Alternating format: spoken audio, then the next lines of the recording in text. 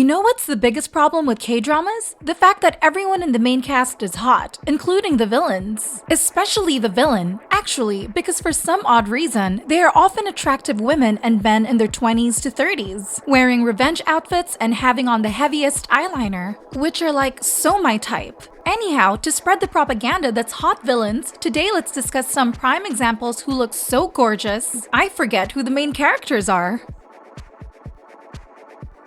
Number 1. Daekyung, The World of the Married. It's hard to emphasize with Daekyung at first, seeing that she was born with everything: beauty, wealth, a powerful family, none of which I can ever dream of having.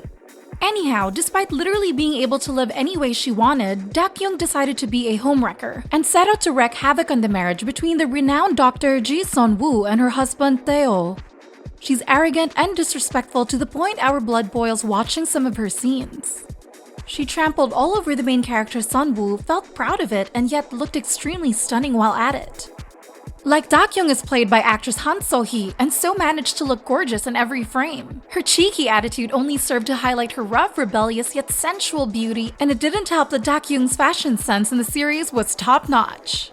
Anyways, visuals aside, I would also say that Daekyung probably had the best character arc out of all characters in the series. Yes, she managed to steal the husband, but the guy went on his tails to his wife like the unloyal man he is. She started to learn her lesson, knew how it felt to be dismissed and abandoned, and realized her mistake.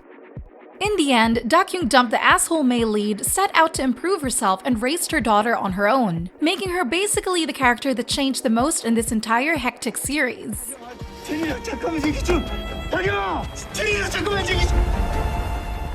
And actress Han So-hee had portrayed it all perfectly. Now, if you are questioning the degree to which Daekyung outshines other characters, just look at Han So-hee's rising fame. The actress literally went from unknown to top star just through this role, and Daekyung was at the heart of discussion for almost the entire run. Number 2. Yi Kyung, K, Inspector Koo. Now, unlike the previous mention, Inspector Koo is not exactly a series that I find many people watching, but they are missing out. Since this is a pretty neat investigation drama with nice characters, great acting, and super duper outstanding female villains. Yes, villains, plural, but for this section, we are only talking about Yi Kyung, or K, a serial killer with her own charms. Yi Kyung is scary in that she acts like a total psycho. 1 second earlier, she was a bright, bubbly, and innocent girl, but then she snapped and became an unhinged murderer with dark desires.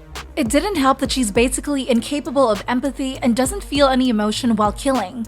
Still, this character diverges from the classic hot K-drama serial killer trope since Yi Kyung actually selected her victims based on a set of rules. She will only pick the evil ones, those that bully others, and those that prey on the weak, basically screwing around with our morals. But the greatest thing that drew me intensely to this character is her chemistry with the female lead. Yes, they are arch nemesis, but they are also the worst kind of soulmates. Every mind battle between the two greatly intrigued me, and my jaw dropped when it was revealed that the female lead herself accidentally taught Yi Kyung how to get away with murder. Adding to all of that, Yi Kyung is also fatally attractive, and every time she smirks or smiles innocently while planning murders in her head, I feel as if my heart were robbed. In fact, this role has earned actress Kim Hee-jun the Best New Actress award at this year's Baksang, so I assure you it's something worth watching. Number 3. Sunah, the Devil Judge.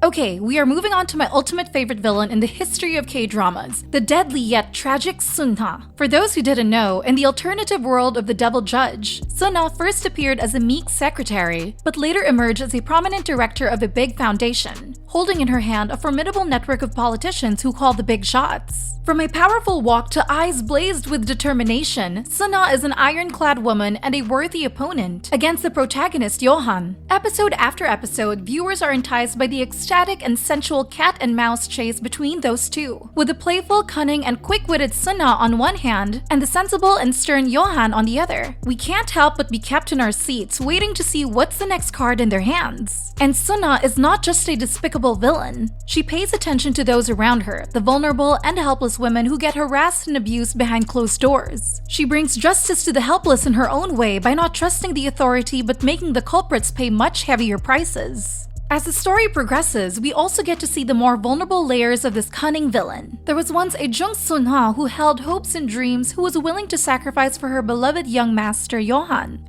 However, time has changed her and made her jaded, corrupted, and hungry for power. In a sense though, she still sought justice and perhaps for Johan's eyes to always be on her. Even though this character deserved her tragic end, I cannot say I didn't root for her. She was a victim of the circumstance and a thorny rose that dragged itself up to the top. Despite the devil judge having the talented Ji Sung as the male lead, to me, Sunah was the true star.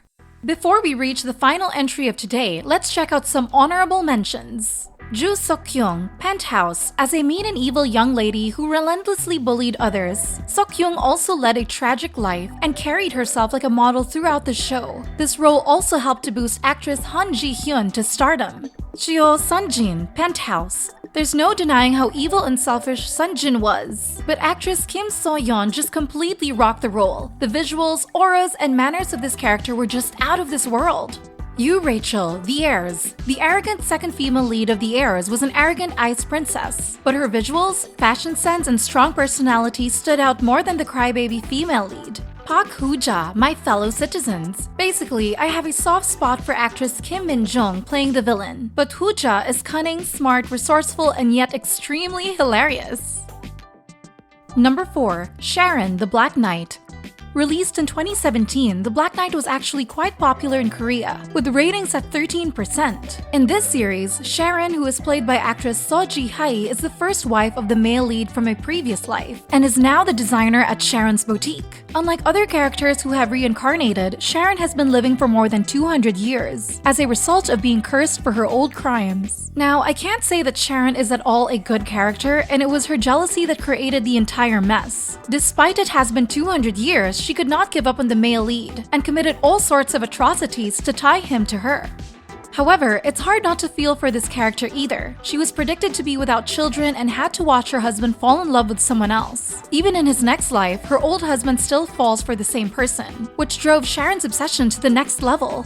Despite being a huge beauty full of classy and mysterious vibe, Sharon actually made the audience chuckle a lot with her selfish, cranky, and extremely childish personality. She can be cute alongside her coworkers and also do ridiculous things to be noticed by the man she loves. Her chemistry with Becky, who fights with her yet understands her, is also off the charts.